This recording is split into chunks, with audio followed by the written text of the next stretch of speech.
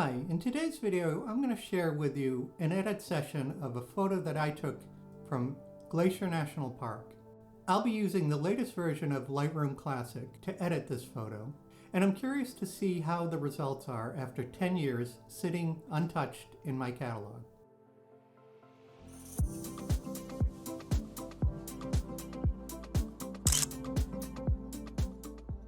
Hi, I'm Tom Sloan. I'm a landscape and portrait photographer. And in today's video, I'm going to share with you an image that I made in Glacier National Park. This was from a workshop that I took 10 years ago. With all the tools that have been introduced over the past 10 years, I'm curious to see how this image comes out and how I feel about the experience of going back and editing something that's been sitting in my catalog for 10 years. If you find this video useful, please hit the like and subscribe, and leave any comments down below.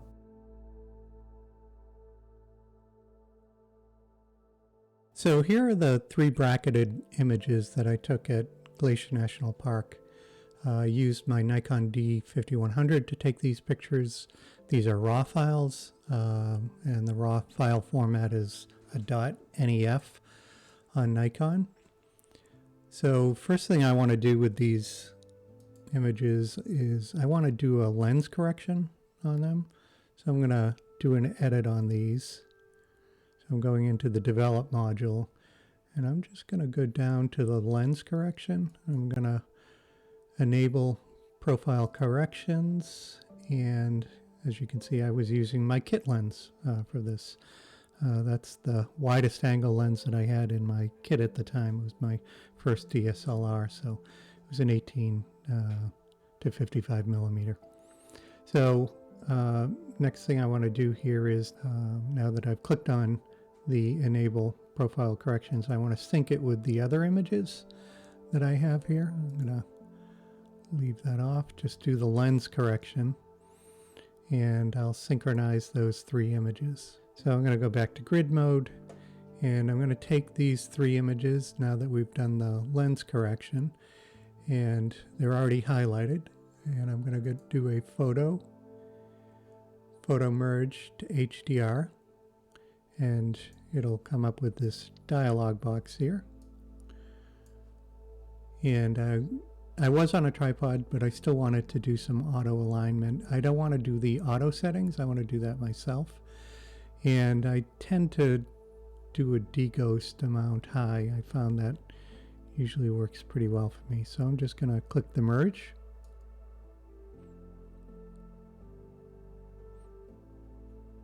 Okay, so Lightroom came back, and we now have a .dng image, and I'm going to go into that now and start off with the basic slider, the basic panel here. So I'm going to do my typical workflow. I'm going to bring down the highlights, open up the shadows, and I'm going to look for my white point.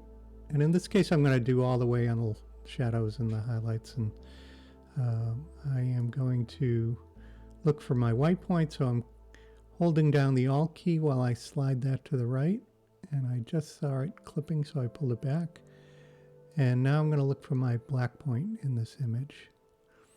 And I want to bring up about, a good 15 to 20% of the image going to black. So that is the image.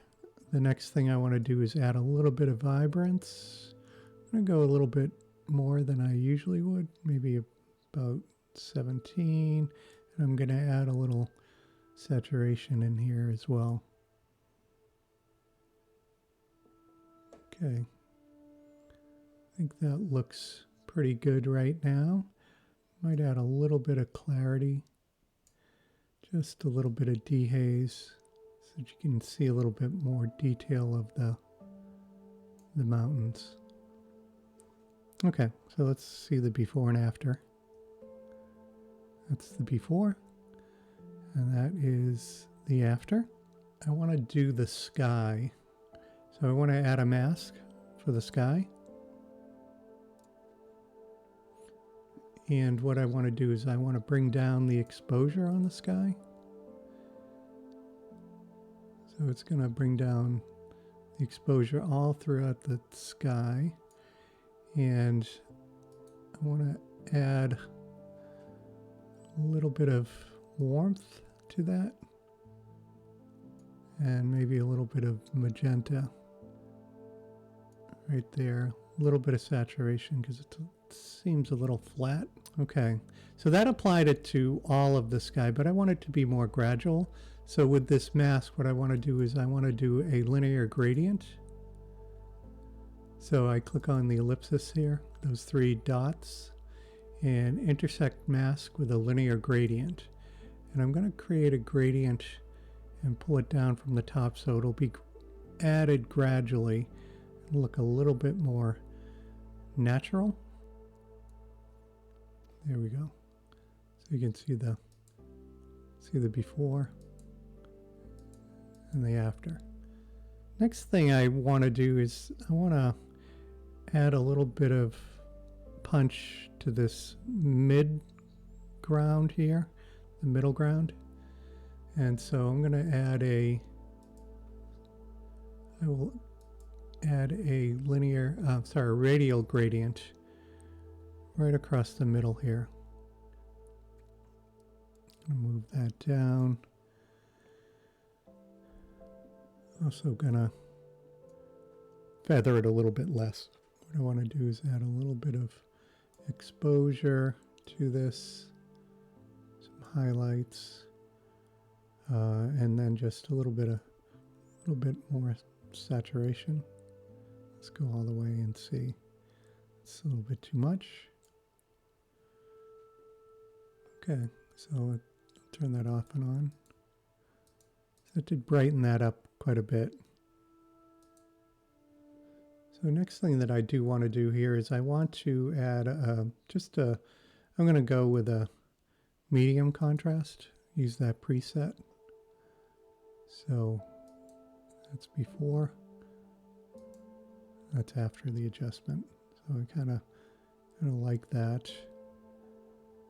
Might bring it down a little bit here. Turn that off and on. There we go. And at this point, I also want to sharpen this image as well. So I'm going to go up to about 70%. That's usually where I end up. 71. And then I'm going to hold down the Alt key, and I don't want everything to be sharpened. I just want those things with edges. So the mountains, some of the grasses would be, and the flowers would end up being sharpened. Go right about there.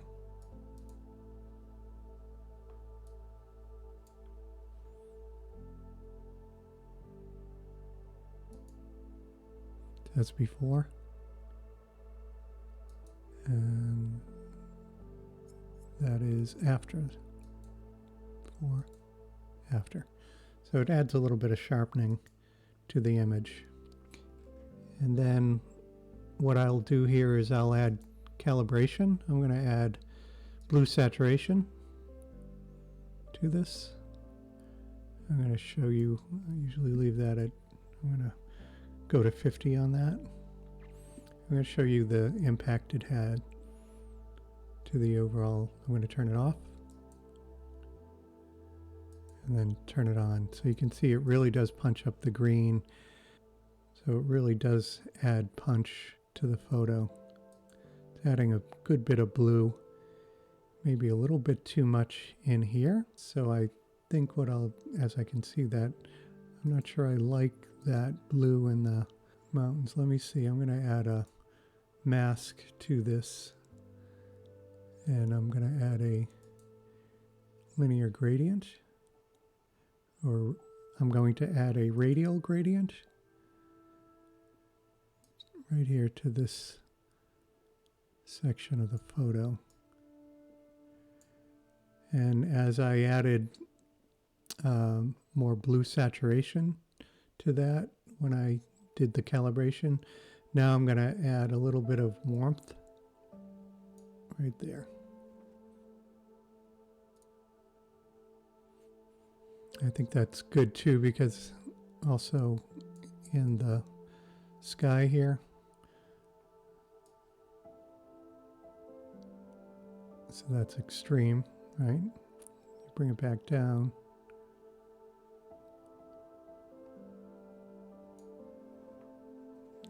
Okay.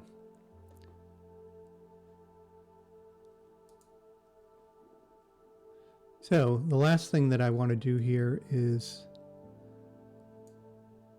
let's close down the masks. I'll just add a very simple vignette to the image, just to bring a little bit more focus into the middle of the image. There we go.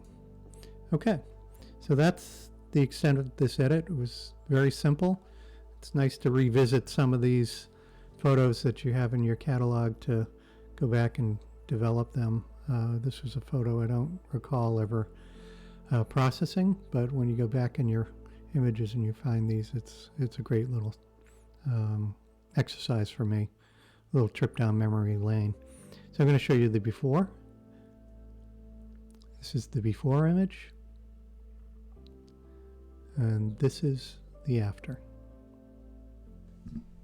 For me, it was really a trip down memory lane, and I could remember that night at sunset taking that image, and it was just a great experience.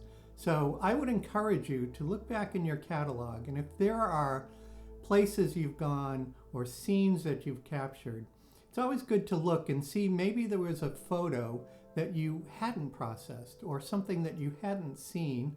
And, you know, with the technology we have today, it's great to be able to go back and apply whatever creative vision you have today or new workflow to an old image. So why don't you give that a try? Well, thanks for watching, and I'll see you in the next video.